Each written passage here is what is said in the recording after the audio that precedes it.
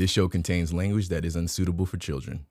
Grant us love filled with good intention. May we find peace in the midst of dissension. We not what they make us, though they try to break us. And seeking love us, giving love. This is how we Hey, and welcome to Giving Myself Permission. I am your host, Dr. Penny Murray. This space is for those of us who, despite our inner urge to give ourself permission to be seen, heard, and felt as we are meant to, our emotional scars manage to silence and restrain us.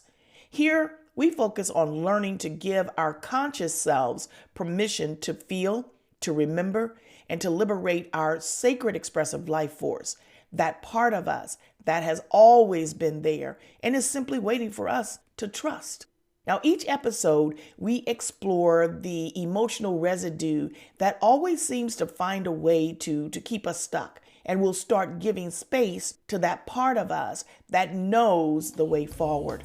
So breathe and walk with me on this path to psychological self-reparation. It might get messy, but it's sacred. Let's get into it.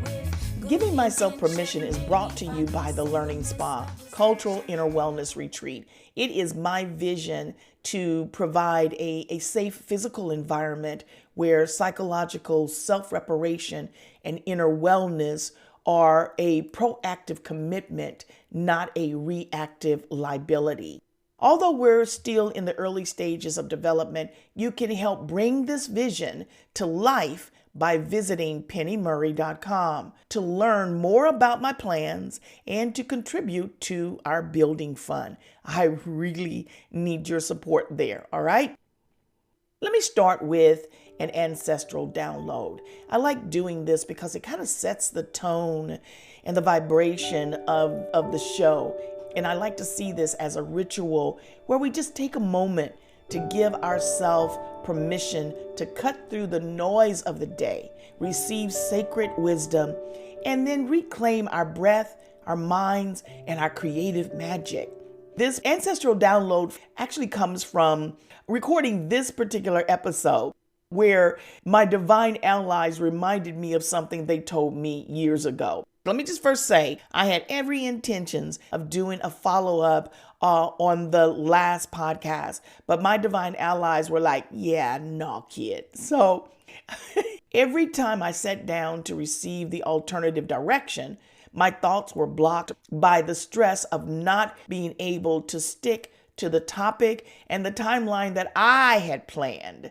A more accurate reason for my stress was that I kept trying to make my sacred expressive life force perform by my standards. And my sacred self was like, yeah, no, not complying. And that was challenging to my ego's need to control things. Our ego's need to be in control is a lower energy vibration, which is linked to fear, specifically fear of being irrelevant, fear of criticism, fear of vulnerability, fear of missing out.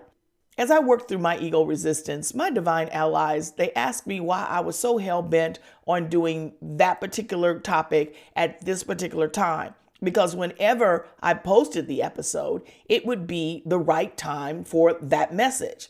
So over the next few days, I kept revisiting that question. Why was I so hell-bent on that thing? Instead of getting the answer to that question, my divine allies reminded me of the ancestral download I was giving years ago. Let me set this up real quick, all right? I was trying to force the outcome or timeline of something. This was years ago, and was complaining to my son about how I just couldn't get things to move the way I wanted them to. His response to my complaint was kind of like off the cuff, just a matter of fact. And he said, Mom, you got to fall in love with the process. And that was it. You know, he went on to doing whatever he was doing. Now, I was agonizing over my son's counsel to fall in love with the process for days. And to my ego, that fall in love with the process, that meant patience. And that has not been my strong suit. Now, The universe is in fact teaching me, but I'm just going to be honest, it is not my strong suit, especially when I'm wanting to get something manifested, get something done. Now, this is the ancestors download. So weeks later, I'm in meditation and divine oneness broke through my mental silence with this firm kind of, I don't want to say it was a reprimand, but it was just kind of a counsel. And it said, not only do you have to fall in love with the process, you also got to stop lusting after the end goal. I clutched my pearl moment, all right? I was like, damn, ouch. You know what? And while I'm here, I might as well go ahead and confess that I'm constantly in practice of surrendering to the flow of my sacred expressive life force and giving that energy permission to reveal my next move, not my ego, addicted to the hustle and grind culture we live in, which is stressful as hell.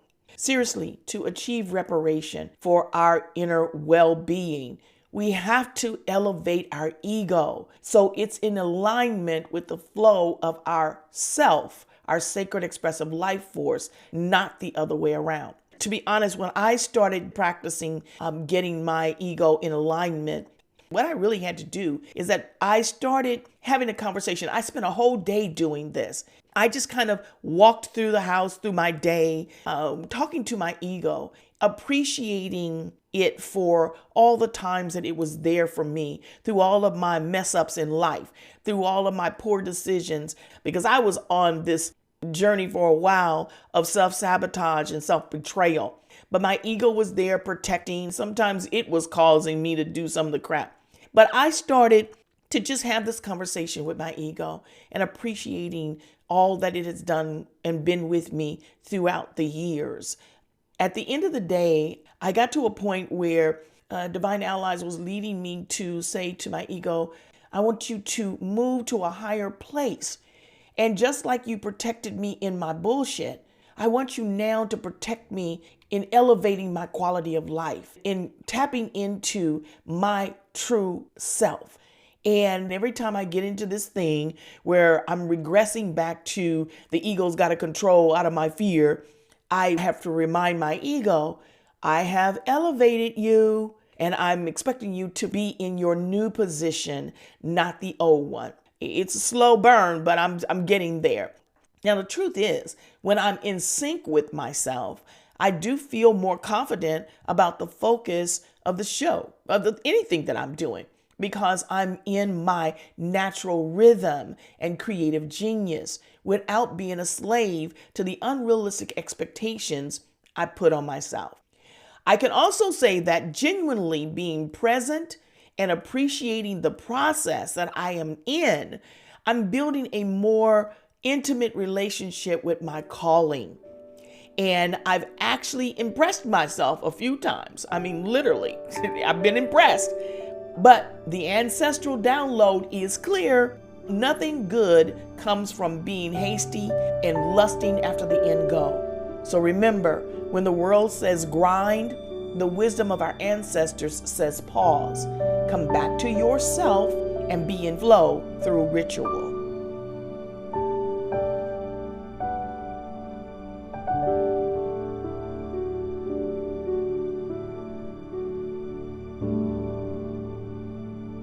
This 4th of July has really put me in a pissy mood because of the injustice built into this celebration and its connection to the modern day language, stay in your place, with its undertone of inferiority.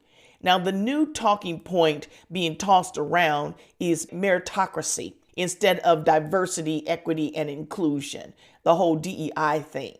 So in today's episode, I want to unpack my exhaustion with this stay in your place propaganda and how this social system continues to go to great lengths to maintain this indoctrination that has and continues to control generations of Black brilliance.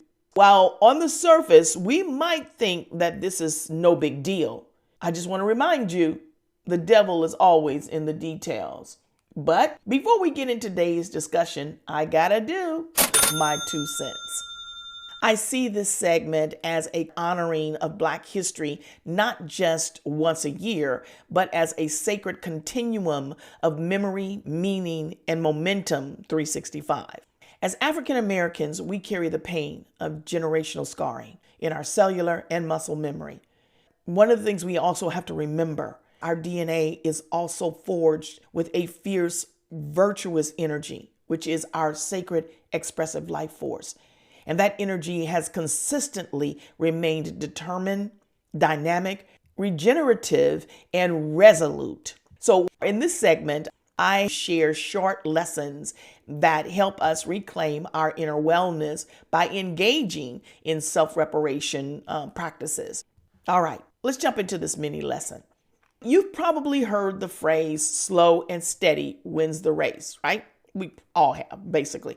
Well, I want to add to that wisdom, slow and steady is the power move we overlook. Now, let me start by saying urgency is taught, healing is learned.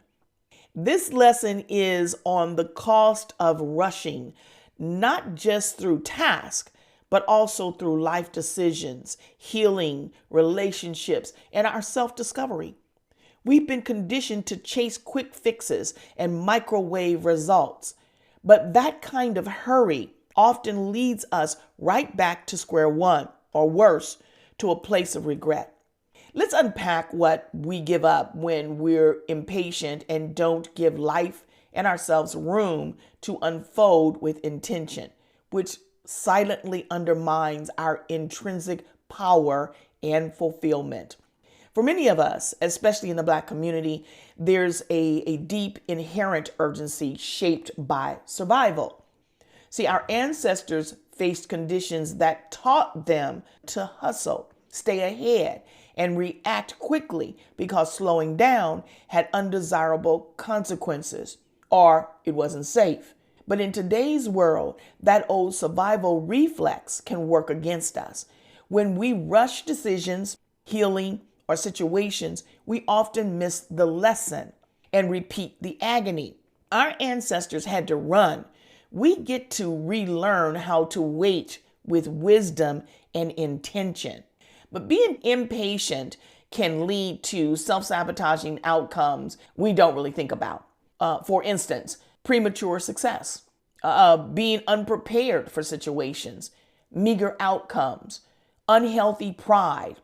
And that unhealthy pride is a sense of superiority, which can lead to impatience, where we believe our time is more valuable than other people's time, and we feel entitled to faster service or outcome. I see this all the time in our society, this rush. Whatever is going on with me is more important than what you got. You can wait. That's what I mean by that unhealthy pride. As I mentioned, impatience or hastiness is often driven by conscious or unconscious variations of fear. All those that I stated earlier, but I want to add to that: desperation, anxiety, the fear of missing out makes it difficult to tolerate uncertainty and waiting. Then there's the need for control and avoidance of internal distress. Urgent drive to make life more meaningful. And that's what fear does to our sense of self, where we have to rush. That urgent drive to make life more meaningful, that I'll just speak to my own stuff, okay? There was a time in my life that it was so raggedy. I was messing up things so bad that I felt like I had lost time or movement in my life, especially as it related to being in business for myself. And that sense of loss gave me that urgent drive that I got to make it happen. I got to make it more meaningful. I got to do it. And it always leaves me in self-doubt, questioning my efforts. And it then drives that whole perfectionism that I'm addicted to. And I don't know how to just let shit go and just put it out there.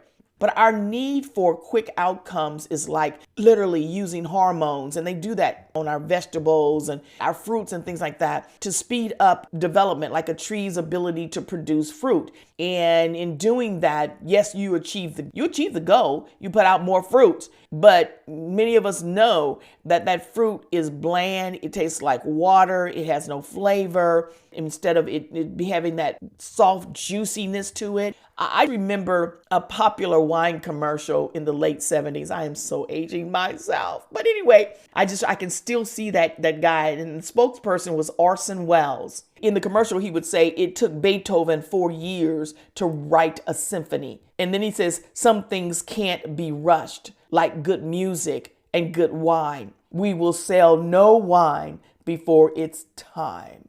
And he'd have this really sexy voice and everything. But that chant rings in my head every now and then, especially when I'm trying to make things happen instead of being in the flow of the energy of that thing. And that is really tricky, because it is tricky because we get this shit from everybody about manifest, manifest, manifest. And I'm learning, gosh bless, I'm learning that manifesting means being in the energy of that thing.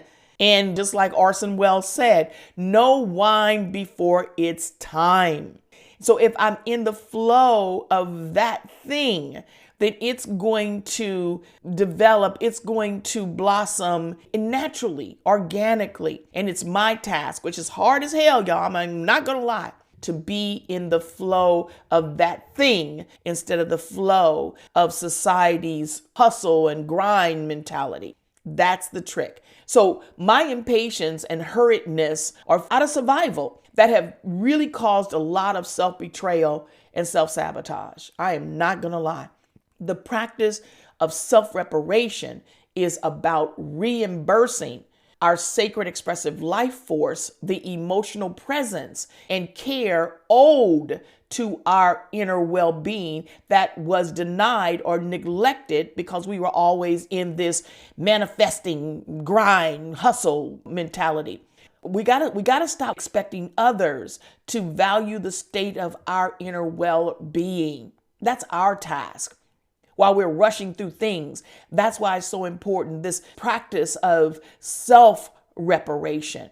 I'm waiting on no one else to give this to me. My sacred expressive life force, my inner energy is owed some things. So I got to reimburse it. And I cannot think that other people are going to do it for me. Matter of fact, they can't. We think they can. That's why we end up getting into relationships and addictions and things like that, because we think that something external can fulfill and make that reimbursement for us. That's the debt that we have to give to ourselves. To start reimbursing my sacred expressive life force, I needed to understand the what and why and the best way to heal the harms done to my inner wellness. I have ways on my phone, my GPS, that you can choose different voices to give you the turn-by-turn directions. Well, on my Waze, I have it where it's this mindfulness voice. And when I'm driving to a location and I get to a particular turn or getting ready to get on an exit, the voice that reminds me to breathe, to be present in the moment, to feel the seat beneath me as I travel. And other people who are in the car and hear that like that's weird, but I'm in practice of self-reparation. So here's my method. You can do it any way you want to, because your sacred expressive life force will communicate to you what it needs. First and foremost, I slow down. I breathe. And maybe ain't shit happening at all, but I just got to breathe. So the first thing we got to do is slow down, breathe, get into relationship with the process so you can match the vibrational energy and juicy elements of our intended life's path. Then it's about exploring the what and why of our feelings. What do they want us to understand? And the best way to reimburse our inner sacred expressive life force what it is owed. Getting into relationship with the process of self-reparation means sincerely listening to what my feelings are telling me. I want to understand how my body is being affected. So I'm more intentional when engaging in my self-care practices. I want to identify the opposite energies when I'm in a negative, funky mood, okay? So I've got to figure out what's the opposite of this mood that I'm in. And reaching the opposite side of that negativity is where the energy flow of myself, my sacred self, is really operating in. That other side is where the very thing that I'm wanting to bring into fruition is existing and living. And it's like, chill it, all right? And finally, what state of being allows me to practice self-reparation? Now, let me give you an example of this. I really got this from a book I've had for years, and it talks about how to manage our emotions in relationship to our bodies and our chakra energies. And so I made this chart, and it talks about my current feelings. And the next column is physical point of distress. Where's my body feeling this tension, this stress? And then in the next column is what's the other side of that current feeling? What do I need to be doing to get to that other side? So I have to identify what that other side is. And then there's the reparation practice. What do I do to actually get to that other side? So let me give you an example. Because we're talking about impatience. My current feeling is impatience. My point of distress, impatience really affects my immune system.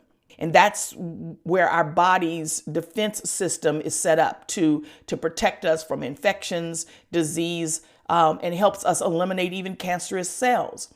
So my impatience is affecting my immune system. That's the physical point of distress. And if I want to keep my body in shape or that point of self-care, I need to be caring for my immune system, because just taking a bunch of vitamins and energy drinks and shit like that is not going to get to the root issue. What's the root issue? My impatience. The other side of impatience, adaptability. I'm like, okay, so I need to get to the space of being adaptable. As it was with this particular episode when Spirit said, no, you're not doing that other thing. You're going to do this first. Okay. So I had to adapt my energy to the direction that I was going. And then I literally was able to get in line and put together the content that I wanted to discuss.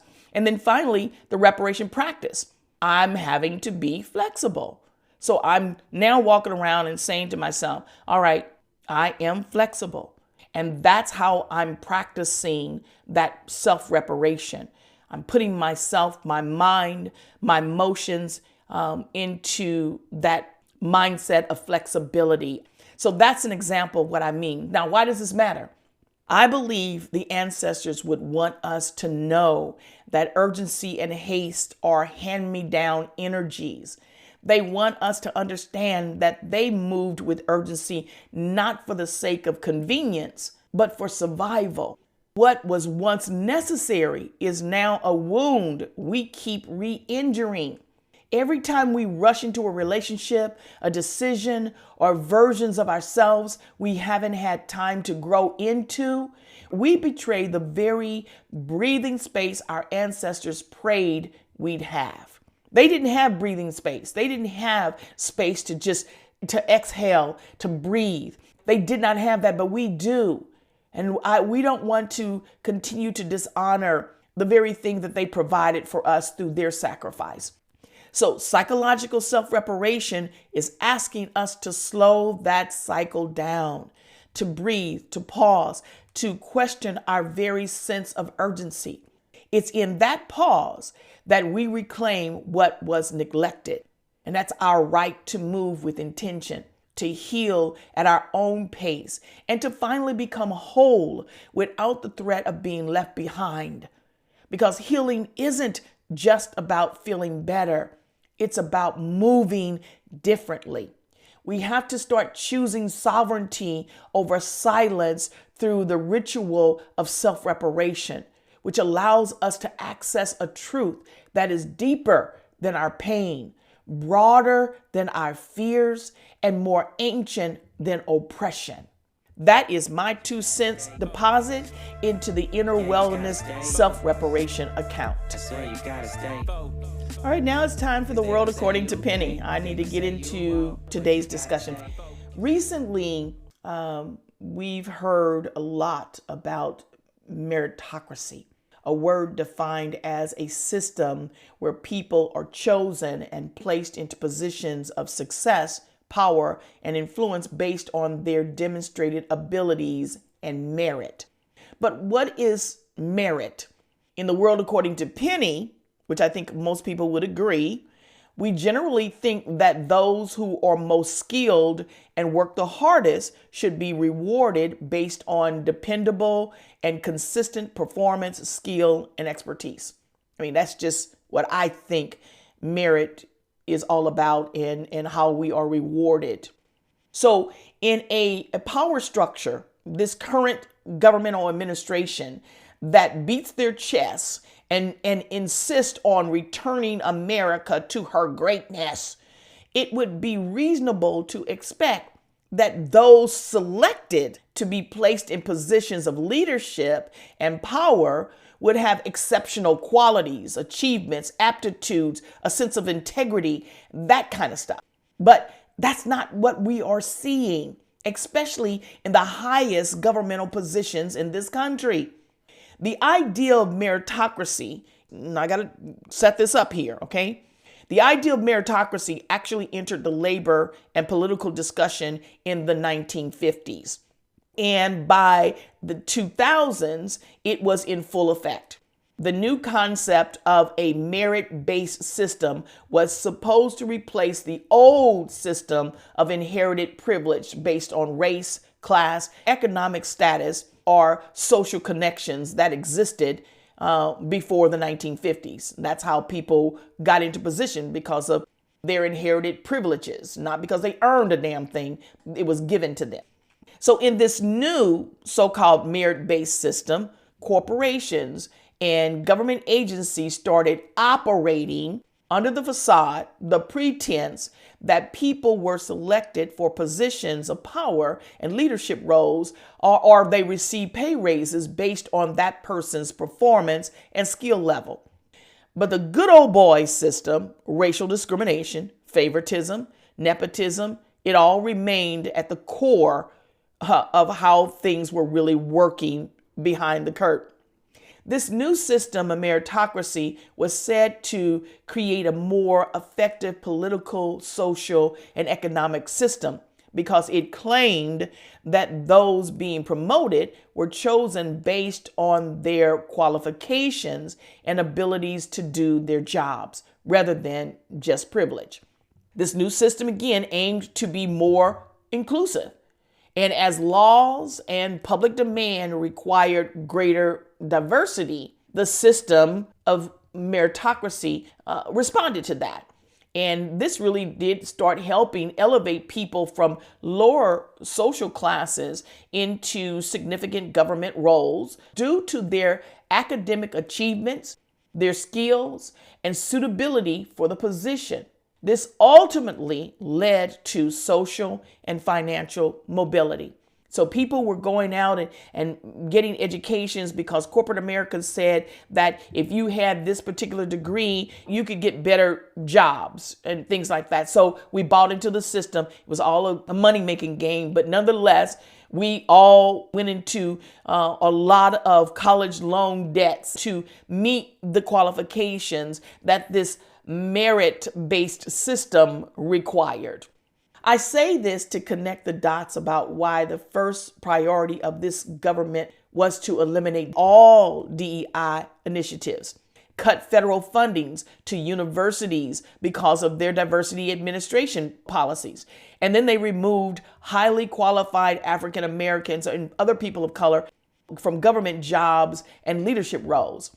This was all to be done under the pretext of returning to a system of meritocracy.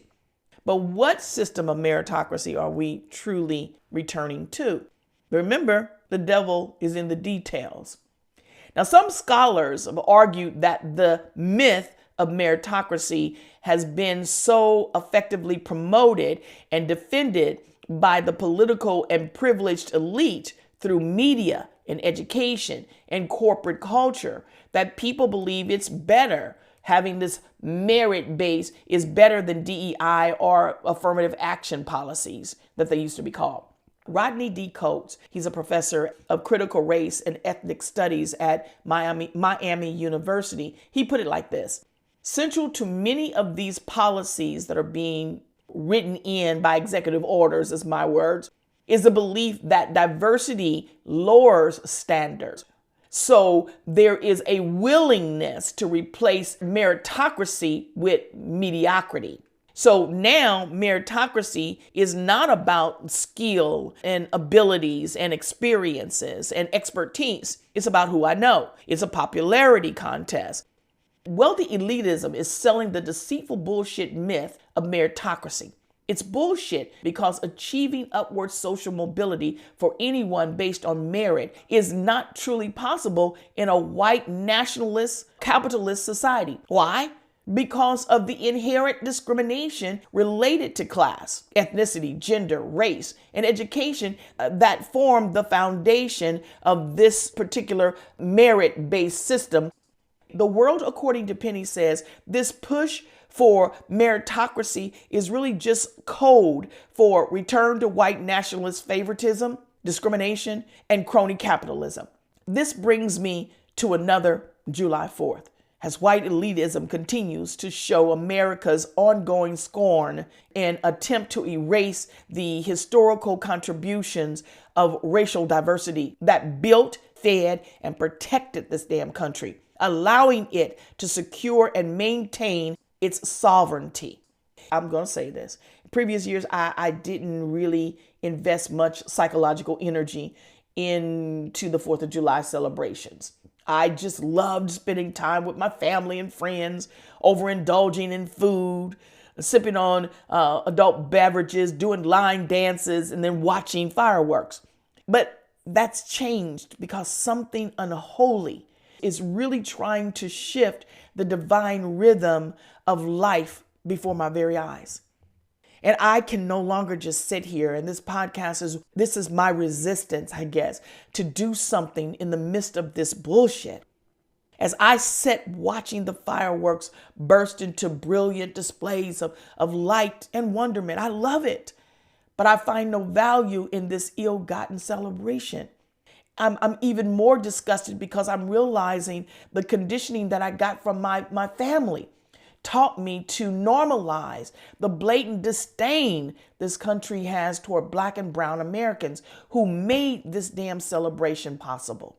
This weekend, the United States of America is celebrating its independence from the social, economic, and psychological tyranny of Great Britain under the rule of King George III. However, this freedom of independence for one group came at an extraordinary expense of life, liberties, and the pursuit of happiness for others. The genocide of Native American Indians, the enslavement of Africans, and the exploitation of so many other minority groups. The parasitic mentality of the English colonizers, many who came to America as outcasts and criminals to escape oppression themselves. They soon became human traffickers, enslavers, rapists, murderers, pillagers, and terrorists in the pursuit of wealth, political gain, and absolute power. For generations, this white criminalistic mentality continued to usurp unmerited privilege and wealth over generations of people. But as they say, abused people abuse people. The oppress and deprive will, in turn, oppress and deprive others. And those who live in fear, they hate those they fear. This celebration that is meant to mark the ongoing progress and sovereignty made possible through diversity is now replaced with widespread protests, mourning the cruelty and suffering being inflicted on countless lives without regard for humanity, for their freedom, for their right to celebrate liberty. And now I sit here on July 4th trying to come to terms with the reality before us. And the question, how in the hell did we get here to this place of apathy and moral bankruptcy? I'm in this space of passivity because we're in the middle of the 21st century and the greedy few in this country haven't learned a damn thing. The continued hypocrisy of a nation that has grown numb to their acts of violence and devastation inflicted on the lives of so many others. A part of this population is mindlessly celebrating their ill-gotten independence with no thoughts of other people. For those who are ignorant to the natural law of cause and effect known as karma, let me hip you to something. Our intentional actions, thoughts, and words create a ripple effect, emphasizing personal accountability for our actions and their consequences.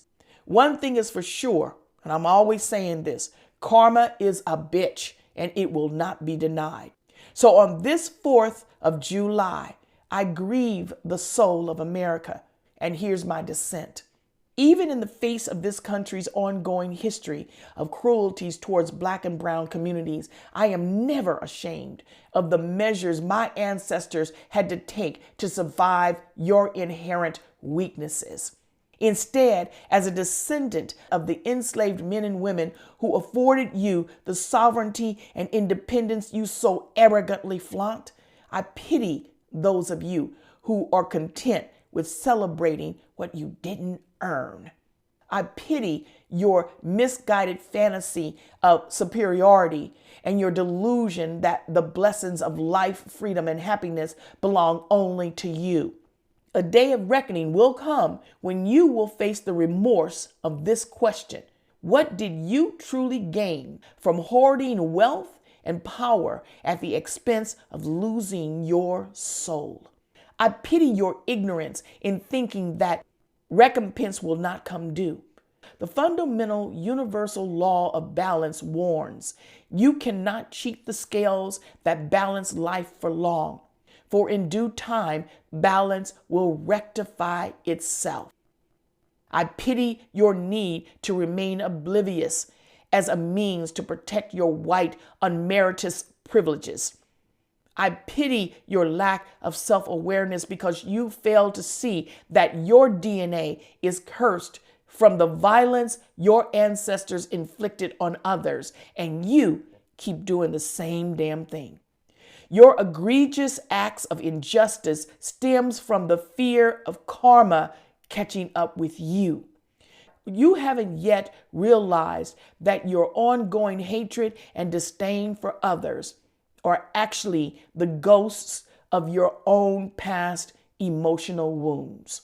You cannot celebrate liberty while erasing the people who made it possible.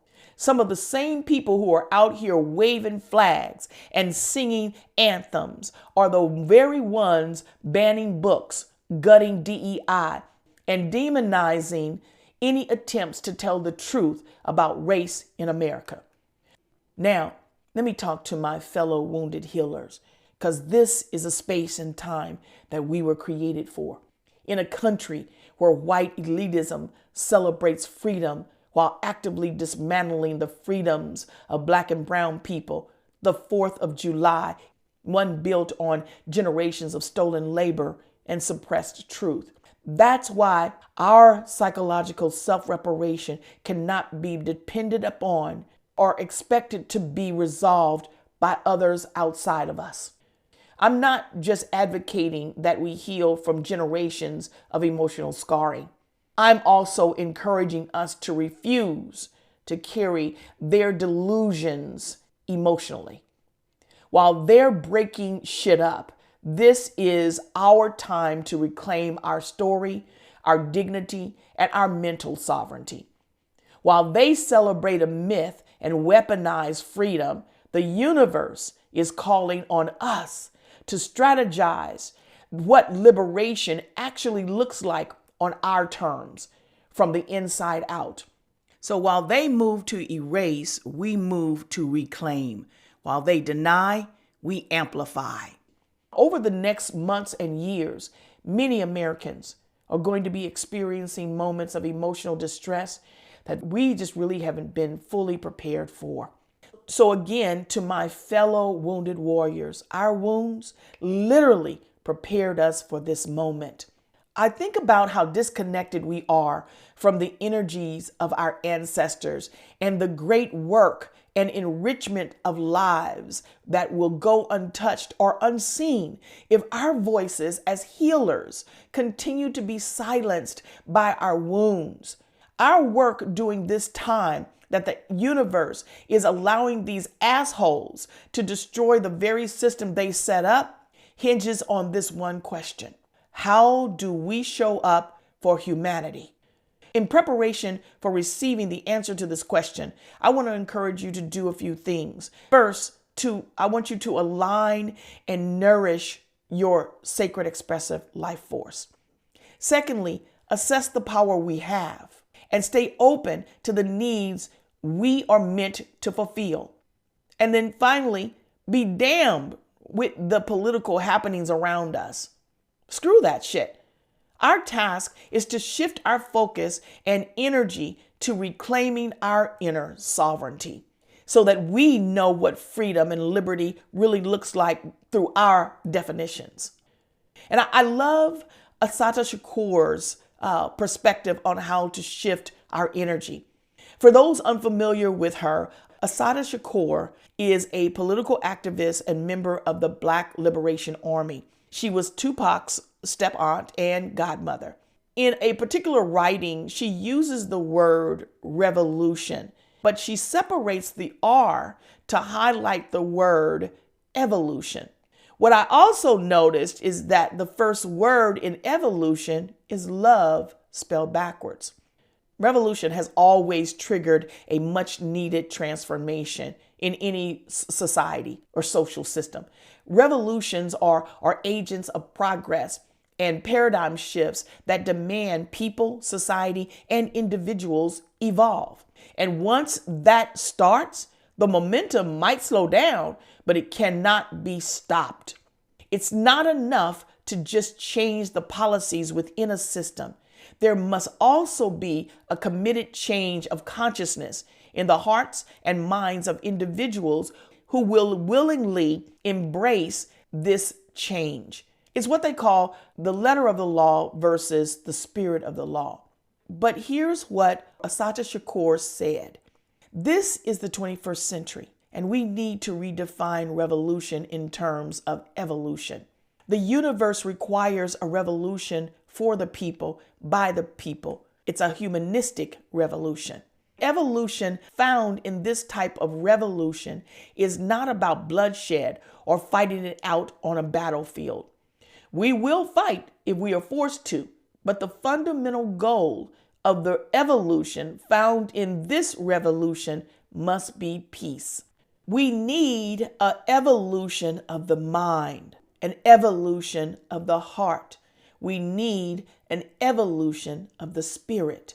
The power of the people is stronger than any weapon. A people's evolution cannot be stopped. We need to be weapons of mass construction, weapons of mass love.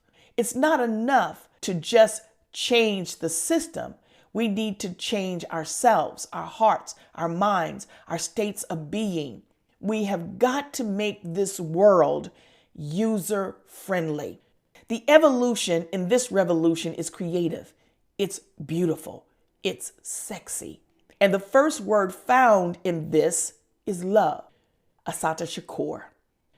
Now, whether you are a descendant of the abused or the abuser, the wisdom and guidance of unheard voices flow through our veins.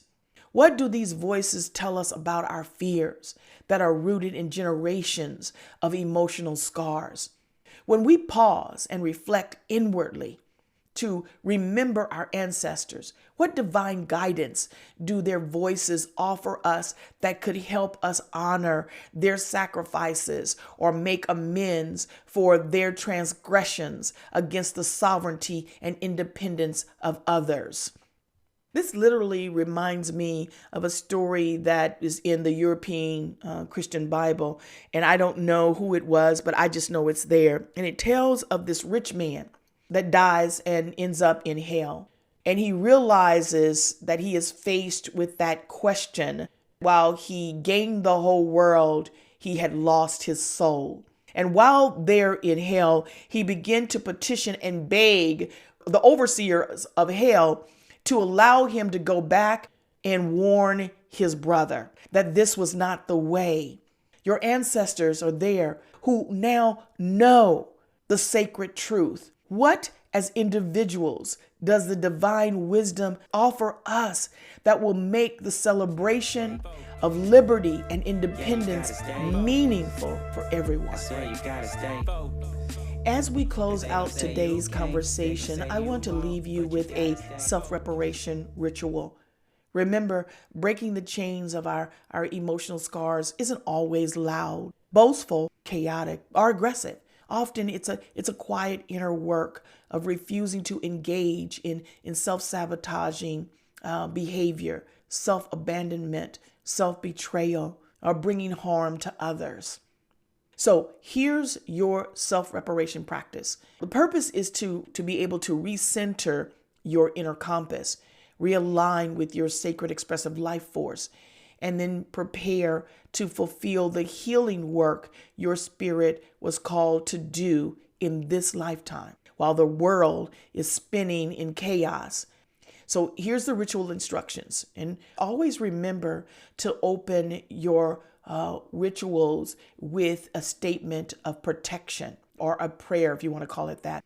I usually will say, this space is sacred, this space is safe, and no harm will enter here into this place. It can be something simple like that, but always open with a statement or prayer of protection. Find a peaceful moment of stillness. Be in a safe place where you can be at ease. And then I want you to take a natural deep breaths, just natural ones.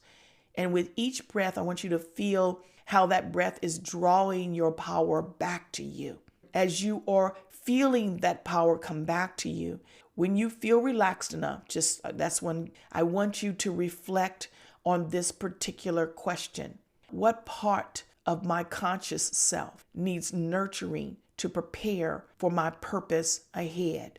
For a few seconds, just be with it. Feel it in your relaxed state. Don't try to answer it. Don't try to force an answer. Just let things flow. And then after a while, you can say, I'm not here to carry the illusions of others emotionally. I give my sacred expressive life force permission to reveal the work I came here to do. You can say that out loud or in your head. Stay with that particular thought for a couple of minutes. Just be with it. Just feel it. And when you feel relaxed, then I want you to do a grounding action. Because the grounding action actually helps you to really close the circle in your self-reparation action. You can write a letter to your ancestors asking for clarity as to what part your conscious self needs nurturing to prepare for your purpose ahead. Or if you don't want to do that, you can light a candle, put that note asking that question underneath the candle, and then just move through your day, through your week, listening for the answer to that particular question. Again, don't try to force it. Let it come on its own. And then you will begin to feel that. Now, let me just say this. We might think we know, but it's always good to get confirmation. Okay. Now, I want to give you a closing declaration statement. And this is important because every ritual must be closed with a statement of completion and gratitude. And you can say this aloud or silently to anchor your self-reparation practice. The chaos is not my cue to shrink. It is confirmation to prepare for purpose. I reset my energy. I reclaim my sovereignty. I was prepared for this moment, and I will not waste it. I thank the ancestors who have agreed to protect, guide, and support me on this journey. Ashe. I appreciate you sharing this space with me. I hope you will keep listening and join me in creating your own acts of self-reparation. It is sacred activism that when you're doing this, okay? If this episode resonated with you, leave me a comment. Subscribe to the podcast and tell a friend about it because those likes, as they say, moves the algorithm. And this is something that I think is so important in this time and space. You can also go to my website, pennymurray.com, and join my mailing list. If you don't want to do any of this thing, I just want to encourage you to set with what came up for you today and be gentle with yourself. Now, you can also follow me on Instagram, Threads, and Facebook at Sacred Expressive Life Force. That's where you can find me at on all those platforms. Giving myself permission again is an offering from the Learning Spa, a sacred vision for psychological reparation and cultural inner wellness. We're building this space brick by brick, prayer by prayer, and offering by offering. So again, visit pennymurray.com and learn how you can donate to our building fund. All right. Until next time, remember, we are in a time where it's all hands on deck, and we must clarify how our sacred activism will be expressed. Just keep in mind, it's not always demonstrated by a protest sign or in a march. Sometimes it's behind the scenes gestures. Sometimes it's a whisper that says, I am as Spirit created me, endowed with power and authority to manifest positive outcomes and the divine wisdom to bring about meaningful change. Sometimes it's just that simple whisper. Again, thanks for listening. And as always, you are never the victim of life. You are always a student of purpose. So what skill or higher consciousness are you learning? What task or message are you being prepared for?